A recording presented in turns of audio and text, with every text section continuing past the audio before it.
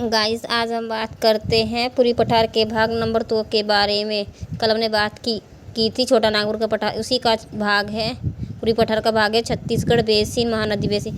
इससे पहले हम बताएं कि चैनल पर उत्तराखंड की आगामी परीक्षा से संबंधित जो 50% का वेटेज GS से रिलेटेड होता है उसकी प्रैक्टिस कराई जा रही है, आप चैनल पर देख सकते हैं।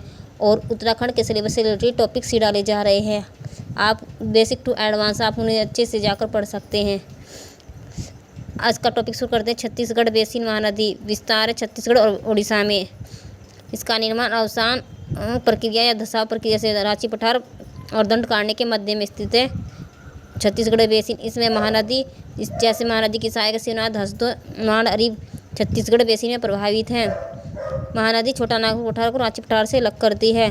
गुणवाना क्रम है। कोयला भंडार के लिए छत्तीसगढ़ बेसिन महत्वपूर्ण क्षेत्र है। दंडकारण्य पठार भी पूरी पठार का ही भाग है, भारत के मध्यवर्ती भाग में है।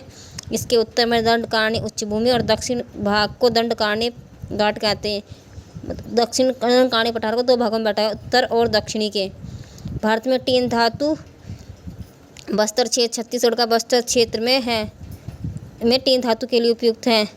यह उबड़ खाबड़ अनुपजाऊ क्षेत्र है। गोदावरी की सहायक नदी इंद्रावती का उद्गमी दंडकारण्य का पठार है। इससे हमारे क्वेश्चन ये क्लियर हो जाता है कि गोदावरी की सहायक नदी जो है इंद्रावती, उसका उद्गम क्षेत्र दंडकारण्य से है। दंडकारण्य पठार से प्रायद्वीप भाग 3 के बारे में बात करते हैं। त्रिपुरी पठार, इसमें आता है मेघालय का पठार। यह छोटा नागपुर का पठार ही पूर्वी विस्तार है। मालदा गैप के द्वारा छोटा नागपुर पठार से अलग हो जाता है। राजमहल गारो गैप कहते हैं। प्रायद्वीपीय पठार के संचालन या धसाव प्रक्रिया से ही हुआ है।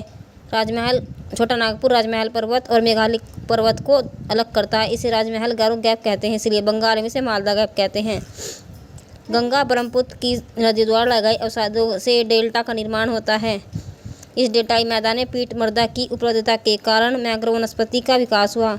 सुंदरवन भी जो भारत की सर्वाधिक जैवविविधता वाली क्षेत्र है वो है भी उत्तर पूर्वी पठार का ही भाग है।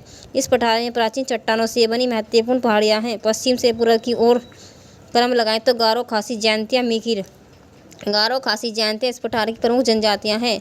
खासी पर्वत क्षेत्र में औसत से अधिक वर्षा होती है।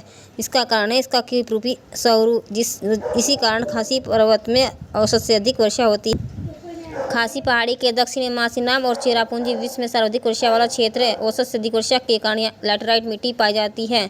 धारवाड़ संरचना से निर्मित शिलंगा ये सबसे ऊंचा पर्वतीय क्षेत्र है। मेघालय के पठार में शिलंग का पठार है और सबसे ऊंची चोटी मेघालय की नोकरेक है।